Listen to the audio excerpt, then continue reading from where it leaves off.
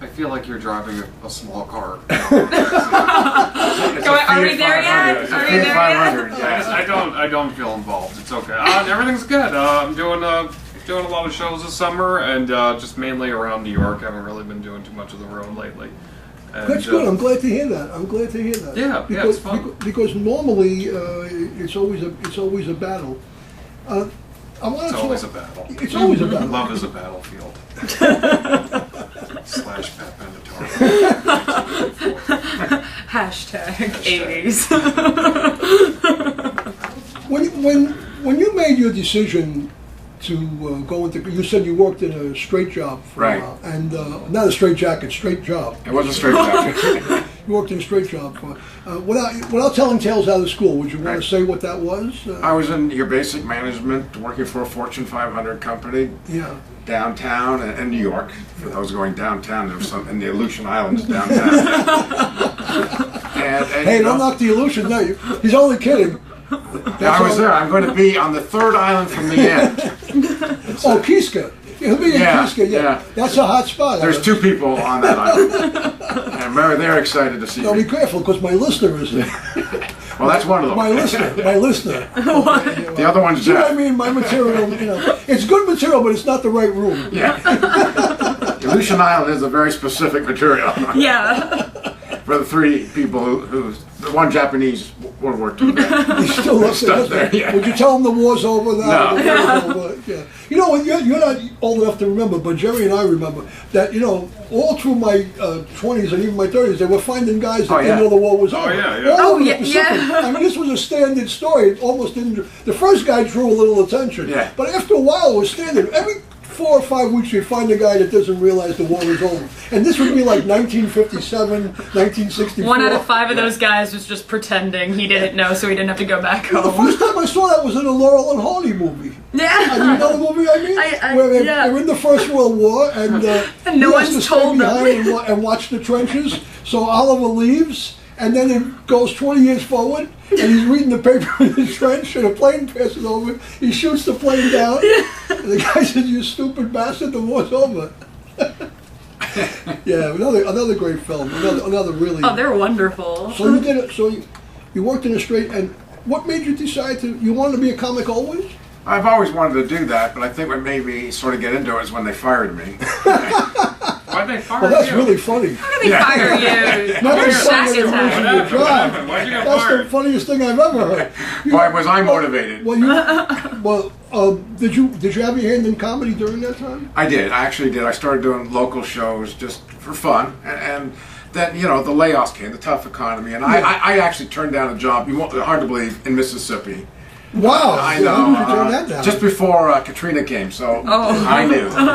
And did you still have the number? Or did you, I was like, this is temporary at best. So you won't have to move there, but I went, nah, I don't. I think I'm done, and I went out and did a few other things, and then I just kind of got into this. Yeah. Well, I think it's wonderful. Retired. I think it's great. I think it's wonderful, and because you're able to do something that you enjoy, something that you love, something that you have a feeling for, and being good at it is a big part of it, but it's not the only part. No. And that part is important. Now, and you had said that you wanted to be in comedy because you used to sit with your grandmother, and your grandmother used to I loved shows, Carol Burnett. I would watch Carol Burnett and Johnny Carson tapes. My grandmother, most of my life, she got hit by a car when I was pretty young, so she was in like a nursing home just for the remainder of her life, but she had all funny old school comedy tapes, and I would always watch it, and I really loved it. And I started out, I spent most of my life doing musical theater, and then I kind of got tired of it. People could, I wanted to try something new. I always, wanted to try comedy. Did it the first time, absolutely loved it, and I just kept doing it. I found it really kind of addictive almost. When you were in musical theater, you were trained in musical theater? Mm-hmm. When you were in musical theater, what was it that took your attention from that, and that comedy prevailed? Well, to be honest, you were in plays. Yeah, I was in plays and I was in musicals. But to be honest, I kind of got annoyed that most auditions you're auditioning for the costume and whether the costume fits, and and there were just so many things that I would see other people getting other parts that it was literally because they're 5'2" and the costume is made for, you know. And there would just be certain stipulations, and then you would just meet people who didn't care about you until they knew you had a talent. Then they all of a sudden would bring you, you know. It's just the attitude I didn't like, and what I liked about comedy was I liked that it was, are you funny, or are you not? That's what makes the audience like. It doesn't matter what color your hair is, what kind of type you are, how your voice, how anything sounds. I just liked that funny or not kind of. Well, that's a good point. One of the things about comedy and for singers is that the whole show is here. Mm-hmm. The whole program is right up here. I mean, well, I like that too. I like that I could control it completely. Yeah, you know? that's really what I'm trying to say. That you have a control of it. When you're working, even as an actor, you can memorize lines, but when you have to interact with the other acting and the timing is just a half a hair different, you look stupid. Oh yeah. When you act, I've done acting. I'm not an actor. Not an actor, but I've done acting, and when I'm called on and there's a part I think I can play, I play it to the best of my ability. Yeah, but that was nice. That's got to do with the director, the other actor, and when you see something work real well, that's really very gratifying. It's like when you hit them hard, when you get up there and hit them hard and they're laughing, and you work with other actors that you can work with, which is a whole other thing. You're making a very good point, because when you go up there, you don't have to do that. Yeah, except to connect to the audience. Yeah, you're all in control, and yeah, I kind of, after a while of doing musical theater, you kind of get tired of singing other people's songs and saying other people's lines. You kind of want to make it up on your own, see if you could do it. Like, a big part of it was seeing if I could do comedy. Yeah. And then finding out I really enjoyed it. Yeah. So that was just the bonus, you know?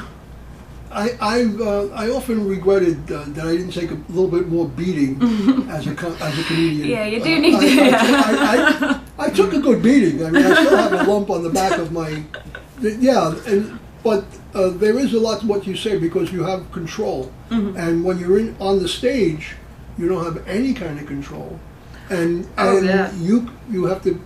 You'd be amazed that you have you have the lines memorized, and you'd be amazed how all of a sudden the other actor turns to you, and you shit your pants. You know? Oh, I did a play over the spring where it was a definite work in progress. There were so many actors that day of the show, they're looking at the script trying to memorize the lines, and it's like, that would also infuriate me, because it's like, I don't want to look bad because you didn't do your work. With comedy, if you look bad, that's because you didn't do the work. If you know, but if you do it, it works. You know? And you're able to change gears. Oh yeah. Improvisation becomes. If the audience isn't into something, you could always just switch it out. If the audience doesn't like the play you're in, well, they're just gotta sit through it. You gotta change gears real fast. No, in the play you're stuck. You know, sorry, I don't know what to tell you then. You know? You have to do what you have to do. What you have to do. My last play, and that's why I guess I didn't get called anymore. I was supposed to play Gabby Hayes doing Hamlet, and the audience didn't like it. My particular rendition, I guess, was failed. Mike, what have you? You said you were writing? Yeah. I write in just comedy. That's mainly what I do. Yes, for yourself or for? I'm sorry. For yourself? I do stand up in front of audiences. No, do you write stand-up for other people? Oh, I write a joke every now and then for someone else, or if I think, like, if I write something that I don't think goes with me, I'll give it to someone that I think could use it. I don't know how often they use it, but I just, I'll call someone and go, oh, I wrote a joke for you. But you're not, but you don't consider yourself a comic writer? No, I do. No, absolutely, but it's not all the time. I don't write for other people that often, is what I'm trying to say. Because a lot of people, they're fortunate enough to make a living in both directions. A lot of people, they go on the stage, they have their own act, but they generate so much material in their mind that they, and I guess they feel comfortable giving it away. I also think it's the stage give it away. They sell it. I also think sometimes Red Fox was famous. That old man was famous. He could do stand up like nobody's business and could read the audience real fast. But he also wrote a lot of stuff and sold. He sold a lot of material because he had a lot of fun and concepts. He sold a lot of concepts and premises. And actually, he made more money. He made a lot more money when he cleaned up. He was up around the Chitlin circuit for 30 years with every profanity under the sun. But once he cleaned up and got on television, on prime time, he made more in one season than he made in the first 30 years. Absolutely. Has anybody ever seen him? You ever see him work? No.